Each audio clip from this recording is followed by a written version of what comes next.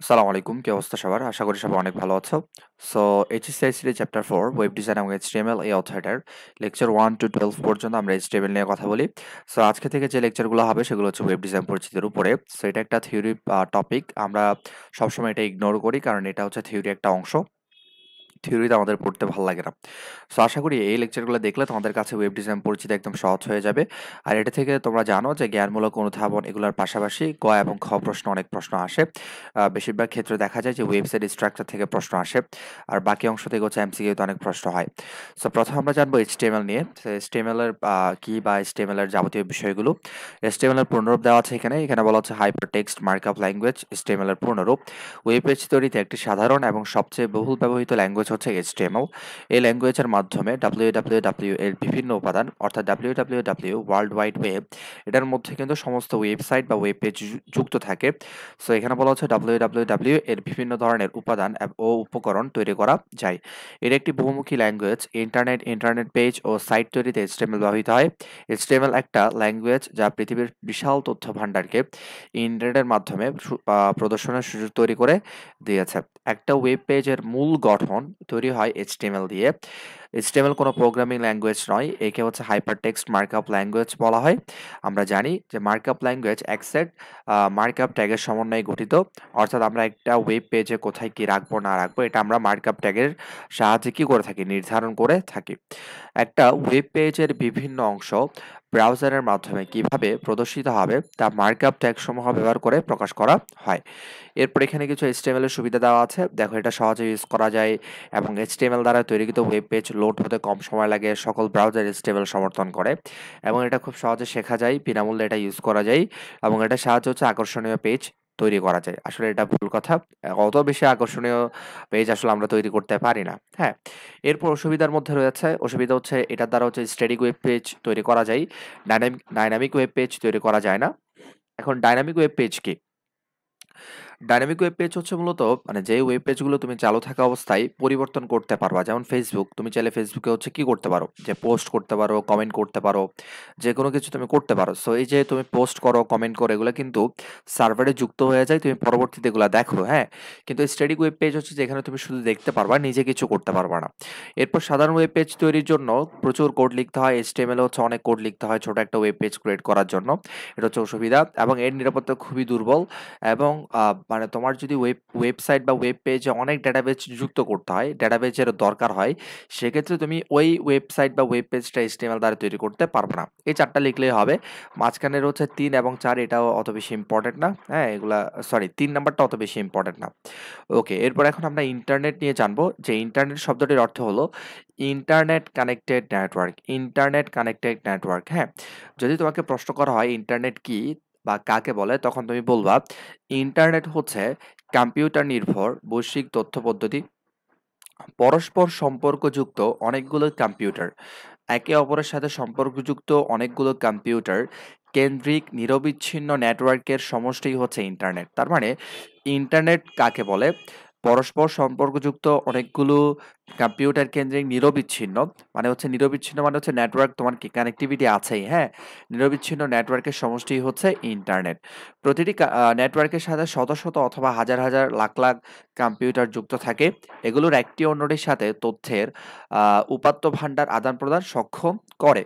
Internet বিশ্বব্যাপী মানুষকে ফলপ্রসূভাবে এবং সুলভে একে অন্যের সাথে যোগাযোগ করতে সক্ষম করেছে। আমরা তো ইন্টারনেটের সাহায্যে এক জায়গা থেকে আরেক জায়গায় খুব সহজেই হচ্ছে যোগাযোগ করতে পারি। এটা খুব সিম্পল একটা বিষয়। সনাতনী প্রচার মাধ্যমসমূহ যেমন রেডিও, টেলিভিশনের মতোই ইন্টারনেটের কোনো কেন্দ্রভূত সরবরাহ পদ্ধতি নেই। মানে হচ্ছে যে রেডিও, টেলিভিশন এগুলো এক জায়গা থেকে প্রচার হয়। আমরা চাইলে এখানে কিছু করতে পারি না, হ্যাঁ? যেমন এটাকে তুমি বলতে পারো ম্যানুয়াল। সো কিন্তু ইন্টারনেট হচ্ছে যেখানে তুমি কিছু করতে পারবা, তুমি যখন যেটা মন চায় সেটাই তুমি করতে পারবা ইন্টারনেটে, হ্যাঁ? সহজেই হচ্ছে যোগাযোগ করতে পারবা। এটাই হচ্ছে মূলত কথা।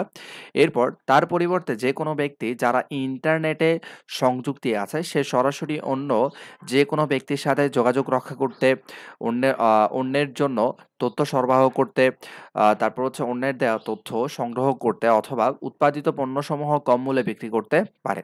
তথ্য খোঁজার প্রোগ্রাম যেমন মাইক্রোসফট কর্পোরেশনের internet explorer, Firefox, Opera, Google Chrome, যা কম্পিউটারের তথ্যাদির পৃষ্ঠ, চিত্র, রেখাচিত্র, শব্দ, চলমান ছবি ও মডেল সমূহ উপস্থাপন করে। আমরা এগুলাতে হচ্ছে কি করে থাকি, যে কোনো তথ্য এই ওয়েব ব্রাউজারগুলোতে আমরা কোনো তথ্য খোঁজার জন্য ইউজ করি। হ্যাঁ, আচ্ছা, এরপর এখন আমরা পড়ব www world wide web. www এর পূর্ণরূপ হচ্ছে ওয়ার্ল্ড ওয়াইড ওয়েব।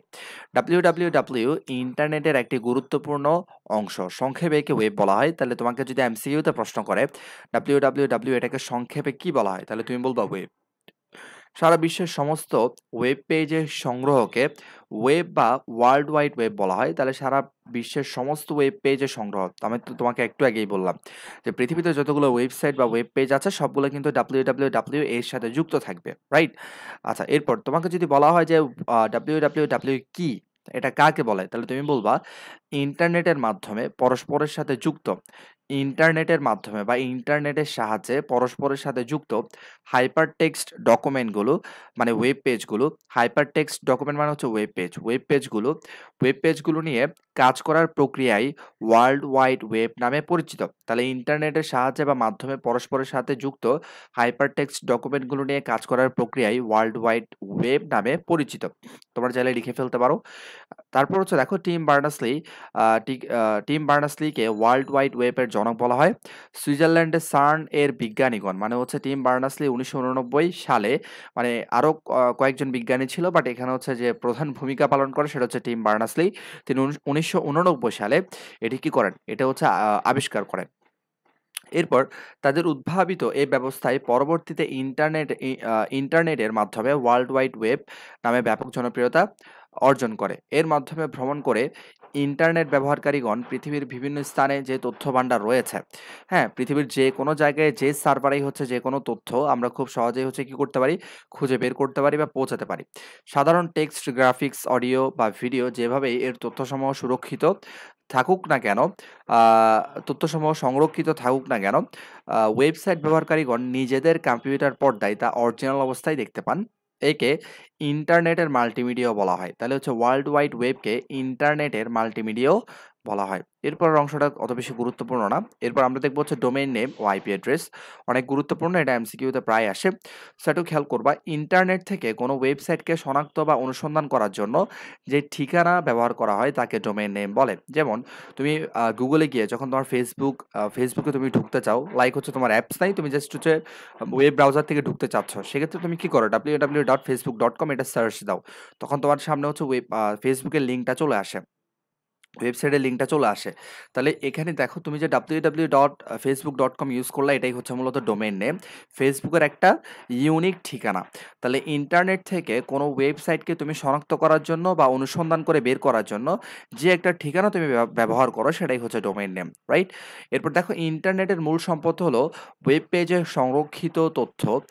ইন্টারনেট এই নির্দিষ্ট কোনো রিসোর্স চিহ্নিত করার কি বলছে এখানে, ইন্টারনেট এই নির্দিষ্ট কোনো রিসোর্স চিহ্নিত করার জন্য ব্যবহার করা হয় ডোমেইন নেম। তার মানে এই যে ইন্টারনেট হচ্ছে যতগুলো তো ওয়েব পেজ আছে সবগুলোতে তথ্য আছে, তুমি যে কোনো তথ্য যদি খুঁজে বের করতে চাও সেক্ষেত্রে তুমি চাইলে ওই ওয়েবসাইট বা ওয়েব পেজের ডোমেইন নেমটা সার্চ দিলেই খুব সহজেই পেয়ে যাবা। এটাই হচ্ছে মূলত ডোমেইন নেম। এরপর দেখো ডোমেইন নেম নামকরণের প্রক্রিয়াকে বলা হয় ডিএনএস, মানে হচ্ছে ডোমেইন নেম সিস্টেম। তাহলে ডোমেইন নেম নামকরণের প্রক্রিয়াকে কি বলে, ডিএনএস বলে, মানে ডোমেইন নেম সিস্টেম বলা হয়। একটু খেয়াল রাখবা, এমসিকিউর জন্য গুরুত্বপূর্ণ। এরপর দেখো এখন আমরা আইপি অ্যাড্রেস নিয়ে পড়বো। আইপি আইপি এর পূর্ণরূপ হচ্ছে আই দিয়ে ইন্টারনেট, পি দিয়ে হচ্ছে প্রোটোকল। আইপি অ্যাড্রেসের পূর্ণরূপ হচ্ছে ইন্টারনেট প্রোটোকল অ্যাড্রেস। ইন্টারনেট বা নেটওয়ার্কের যুক্ত প্রতিটি কম্পিউটার বা যন্ত্রের বা হচ্ছে ওয়েবসাইটের একটি অদ্বিতীয় অ্যাড্রেস বা ঠিকানা থাকে। এই অদ্বিতীয় অ্যাড্রেসকে বলা হয় আইপি অ্যাড্রেস। একটু খেয়াল রাখবা, যে কোনো ওয়েবসাইট, যে কোনো হচ্ছে ডিভাইস, তোমার মোবাইল, আমার কম্পিউটার, ডেস্কটপ, ল্যাপটপ, হোয়াটএভার, পৃথিবীতে যতগুলো ডিভাইস আছে, ডিজিটাল ডিভাইস এবং যতগুলো ওয়েবসাইট আছে সবগুলোর কিন্তু একটা কি আছে, একটা অদ্বিতীয় তোমার আইপি অ্যাড্রেস আছে, যেটা শুধু একটা ডিভাইসের জন্য একটা আইপি অ্যাড্রেস, সেটা কখনো হচ্ছে কি হবে না, মানে কপি হবে না বা ডুপ্লিকেট হবে না, ঠিক আছে? সো তাহলে হচ্ছে ইন্টারনেট বা নেটওয়ার্কের সাথে অবশ্যই যুক্ত থাকতে হবে, এটা একটা শর্ত। ইন্টারনেট বা নেটওয়ার্কে যুক্ত প্রতিটি কম্পিউটার বা যন্ত্রের বা ওয়েবসাইটের একটি অদ্বিতীয় অ্যাড্রেস থাকবে, যেটা হচ্ছে কি হবে না, কপি হবে না, মানে একটা ইউনিক ইউনিক অ্যাড্রেস বা ঠিকানা থাকে। এই অদ্বিতীয় অ্যাড্রেসকে বলা হয় আইপি অ্যাড্রেস। তাহলে আইপি অ্যাড্রেস নাম্বার দ্বারা লেখা হয়। আইপি অ্যাড্রেস কখনোই ডুপ্লিকেট হয় না, অর্থাৎ একই আইপি অ্যাড্রেস একের অধিক ডিভাইসে ব্যবহার করা যায় না। এই কার্যক্রমকে কেন্দ্রীয়ভাবে নিয়ন্ত্রণ করে তথা হচ্ছে সারা পৃথিবীতে আইপি অ্যাড্রেস বন্টন করে থাকে যে সংস্থা, তার নাম হলো ICANN। তাহলে হচ্ছে যারা আইপি অ্যাড্রেসকে নিয়ন্ত্রণ করবে, আইপি অ্যাড্রেস যারা দেয়, তার সেই সংস্থার নাম হচ্ছে ICANN। এটা পূর্ণরূপ হচ্ছে internet corporation for assigned name and numbers. Internet corporation for assigned name and numbers.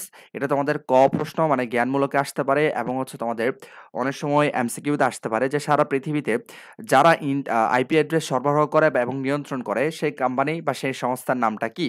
তাহলে তোমরা বলবা ICANN, মানে internet corporation for assigned name and numbers. So এই সংস্থা 5টি সংস্থার মাধ্যমে তথা রিজিওনাল ইন্টারনেট রেজিস্ট্রিজ RIRS, এই যে এটা একটা সংস্থা, রাইট? এটাকে হচ্ছে তারা কি করে আইপি ব্লক দেয়। আবার RIRS তারা কি করবে, আবার আইএসপি মানে ইন্টারনেট সার্ভিস প্রোভাইডার, হ্যাঁ, ইন্টারনেট সার্ভিস প্রোভাইডার তাদেরকে আবার কি দিবে, ব্লকগুলা দিবে, আইপি অ্যাড্রেস ব্লক। আবার এই যে ইন্টারনেট সার্ভিস প্রোভাইডার আইএসপি, তারা আবার ব্যবহারকারীকে মানে আমাদেরকে, তারা আমাদের প্রয়োজনীয় আইপি অ্যাড্রেসগুলো প্রদান করে। তাহলে আইপি অ্যাড্রেস মনে রাখা বেশ কষ্টসাধ্য, কারণ তুমি প্রথমেই দেখছো যে আইপি অ্যাড্রেস নাম্বার দ্বারা লেখা হয়, হ্যাঁ। এই যে এখানে হচ্ছে তোমরা দেখছো যে আইপি অ্যাড্রেস নাম্বার দ্বারা লেখা হয়। তাহলে আইপি অ্যাড্রেস যেহেতু নাম্বার দ্বারা লেখা হয়, নাম্বারগুলো মনে রাখা অনেক কষ্টকর, রাইট? সো এই জন্য দেখো আইপি অ্যাড্রেস মনে রাখা হচ্ছে কি কষ্টসাধ্য ব্যাপার। তাই আইপি অ্যাড্রেসকে সহজে ব্যবহারযোগ্য করার জন্য ইংরেজি অক্ষরের কোনো নাম ব্যবহার করা হয়। তাহলে ক্যারেক্টার ফর্মের দেওয়া কম্পিউটারের এরূপ নামকে ডোমেইন নেম বলে। তার মানে আইপি অ্যাড্রেস নাম্বার দ্বারা লেখা হয়, যেটা মনে রাখা কষ্টসাধ্য। যেমন ফেসবুকের একটা আইপি অ্যাড্রেস আছে যেটা নাম্বার। সো তুমি নাম্বারটা সবসময় মনে রাখা এটা অনেক কষ্টসাধ্য, বাট তোমার কিন্তু খুব সহজেই www.facebook.com এটা মনে থাকে। এটা হচ্ছে ডোমেইন নেম। তাহলে আইপি অ্যাড্রেসের নাম্বার মানে কোনো ওয়েবসাইট বা যন্ত্রের মানে কোনো হচ্ছে কি যেটা ইন্টারনেটের সাথে সংযুক্ত, সো ওটার মানে আইপি অ্যাড্রেস মনে রাখা কষ্টকর বিদায় তোমাকে আরেকটা হচ্ছে কি করো তুমি, এই যে ক্যারেক্টার দিয়ে মানে হচ্ছে আমাদের লেটার দিয়ে একটা ডোমেইন নেম আমরা ইউজ করি। সো এখানে সেটাই বলা হচ্ছে যে আমাদের যে আইপি অ্যাড্রেস মনে রাখা কষ্টকর বিদায় আইপি অ্যাড্রেসের পরিবর্তে আমরা যে হচ্ছে তোমার কি ডোমেইন নেম ইউজ করি, মানে ডোমেইন নেম ইউজ করে থাকি, ঠিক আছে? যেমন এখানে একটা উদাহরণ দিচ্ছে, দেখো একটা আইপি অ্যাড্রেস হচ্ছে 311379, তারপর হচ্ছে তোমার কি 22 সো এটা মনে রাখা কষ্টকর বিদায় এর পরিবর্তে আমরা ইউজ করি facebook.com। এটা হচ্ছে কি ডোমেইন নেম। ওকে, তাহলে আইপি অ্যাড্রেস মনে রাখা কষ্টকর বিধায় আমরা ডোমেইন নেম ব্যবহার করে থাকি। ডোমেইন নেমকে কঠোরভাবে নিয়ন্ত্রণ করা হয়, এটাও হচ্ছে ইউনিক। এটা ইউনিক একটা ঠিকানা, যাতে করে একই নাম অন্য কেউ না পায়। ইন্টারনেটে প্রতিটি ডোমেইনের একটি স্বতন্ত্র আইপি অ্যাড্রেস রয়েছে। এই যে ফেসবুকের একটা তোমার কি রয়েছে, আইপি অ্যাড্রেস রয়েছে। সিমিলারলি ইনস্টাগ্রামের আছে, তোমার ওয়েবসাইট থাকলে, ওয়েব পেজ থাকলে সেটারও থাকবে। তাহলে ডোমেইন নেমও হচ্ছে একটি স্বতন্ত্র টেক্সট অ্যাড্রেস বা ওয়েব অ্যাড্রেস, যেটা টেক্সট দ্বারা লেখা হয়। ডোমেইন নেম টেক্সট দ্বারা লেখা হয়। এই ডোমেইন নেমের মাধ্যমেই সারা বিশ্বের যে কোনো প্রান্তের ইন্টারনেট ব্যবহারকারীরা ওয়েবসাইট খুঁজে পাবে। যেমন আমরা চাইলে হচ্ছে ফেসবুক, ইনস্টাগ্রাম এগুলাকে হচ্ছে খুব সহজে www.facebook.com, যেমন তুমি www.daraz.com দিলে দারাজের ওয়েবসাইট চলে আসবে। সো খুব সহজে খুঁজে পাবা। সুতরাং আইপি অ্যাড্রেসের অনুবাদই হচ্ছে মানে এটার নাম্বার থেকে এটাকে হচ্ছে ক্যারেক্টারে নিয়ে আসাই হচ্ছে ডোমেইন নেম। সো ডোমেইন নেমের দেখো কিছু টপ লেভেল আছে, এই যে .com, .net, .org, যে কোনো ওয়েবসাইটের ডটের পরে যে অংশটা তুমি লিখবা সেটাকে বলা হয় টপ লেভেল। কি বলা হয় স্যার? Top level. সো দেখো কম হচ্ছে কমার্শিয়াল, ব্যবসায়িক হচ্ছে তোমার ওয়েবসাইটের জন্য। .net হচ্ছে এক বা একাধিক নেটওয়ার্কের জন্য। আর .org মানে হচ্ছে অর্গানাইজেশনাল কোনো সংস্থা, তারা হচ্ছে তাদের ওয়েবসাইট হচ্ছে .org ইউজ করে। তারপর .edu হচ্ছে এডুকেশনাল, যে কোনো দেশের হচ্ছে এডুকেশনাল ওয়েবসাইটের জন্য .edu ইউজ করা হয়। এরপর গভ হচ্ছে কেন ইউজ করা হয়? সরকারি কোনো হচ্ছে ওয়েবসাইটের জন্য গভ এটা ইউজ করা হয়। এরপর INT হচ্ছে ইন্টারন্যাশনাল কোনো সংস্থার জন্য, যেটা হচ্ছে ইন্টারন্যাশনাল আন্তর্জাতিক সংস্থার জন্য INT ইউজ করা হয়। আর MIL মিলিটারি, এটা শুধুমাত্র মার্কিন সেনাবাহিনীদের ওয়েবসাইটের জন্য ইউজ করা হয়। তাহলে এটা একটু খেয়াল রাখবা। IML মানে মিলিটারি, মিলিটারি এটা হচ্ছে শুধুমাত্র তোমার কি মার্কিন সেনাবাহিনীর ওয়েবসাইটের জন্য ইউজ করা হয়। আচ্ছা, এরপর দেখো এটা একটু গুরুত্বপূর্ণ। এই অংশটা গুরুত্বপূর্ণ। এখান থেকে দেখবা তোমরা বিগত বছর অনেক প্রশ্ন আসছে এমসিকিউতে। ইন্টারনেটে যুক্ত প্রতিটি কম্পিউটারে একটি ঠিকানা থাকে। এই ঠিকানাকে বলা হয় আইপি অ্যাড্রেস, যেটা আমরা একটু আগেই দেখলাম। প্রতিটি আইপি অ্যাড্রেস 32 বিটের হয়। তাহলে একটু খেয়াল রাখবে, আইপি অ্যাড্রেস হচ্ছে এখন ২ টা ভার্সন চালু আছে। আইপি অ্যাড্রেসের ২ টা ভার্সন, একটা হচ্ছে IPv4, মানে IPv4 মানে হচ্ছে আইপি অ্যাড্রেস ভার্সন 4, আরেকটা হচ্ছে IP address version 6। So IP address version 4 হচ্ছে মানে ভি মানে হচ্ছে ভার্সন। আইপিভি হচ্ছে 32 বিটের, হ্যাঁ? এবং এটাকে ৩ ভাবে লিখা যায়। ডেসিমেলে লিখা যায়, বাইনারিতে লিখা যায়, হেক্সাডেসিমেলে লিখা যায়। সো ৩ ভাবে এটাকে তুমি লিখতে পারবা। ৩ টা সংখ্যা পদ্ধতিতে তুমি লিখতে পারবা। এবং আইপি অ্যাড্রেসে বাইনারিতে যখন তুমি লিখবা, তখন এখানে ৪ টা অংশে ভাগ থাকবে। কয়টা অংশ স্যার? ৪ টা অংশ। প্রতিটা অংশে ৮ টি করে বিট থাকবে। তাহলে দেখো এখানে ১ টা, ২ টা, ৩ টা, ৪ টা। প্রত্যেকটা অংশের পর একটা ডট আছে। ৪ টা অংশে ভাগ থাকবে বাইনারিতে লিখলে, এবং প্রতিটি অংশে ৮ টি করে বিট থাকবে। তার মানে ৪ ৮ ৩২। যে প্রথম ২ টা অংশকে বলা হয় তোমার প্রথম ২ টা অংশকে বলা হয় নেটওয়ার্ক অ্যাড্রেস। এই যে বাইনারির প্রথম ২ টা অংশ, ডেসিমেলের প্রথম ২ টা অংশ, হেক্সাডেসিমেলের ২ টা অংশ, এটাকে বলা হয় নেটওয়ার্ক অ্যাড্রেস। পরবর্তী যে ২ টা অংশ আছে সেটাকে বলা হয় হোস্ট অ্যাড্রেস। ঠিক আছে? সো এটা এখানে লিখা আছে, তোমরা দেখতে পাচ্ছ। সো আজকে আমরা এটুকু দেখলাম। আরেকটা বিষয় হচ্ছে IPv6 মানে ভার্সন 6 হচ্ছে ১২৮ বিটের, মানে আমরা বলতে পারি ১৬ বাইট। আর এটা ৩২ বিট মানে হচ্ছে তোমার 4 বাইট। ১ বাইট সমান হচ্ছে ৮ বিট। ঠিক আছে? সো পরবর্তী ভিডিওতে আমরা বাকি বিষয়গুলো নিয়ে কথা বলব। সো অতক্ষণ পর্যন্ত ভালো থাকো। পরবর্তী ভিডিওতে আবারও দেখা হবে। আল্লাহ হাফেজ। আসসালামু আলাইকুম।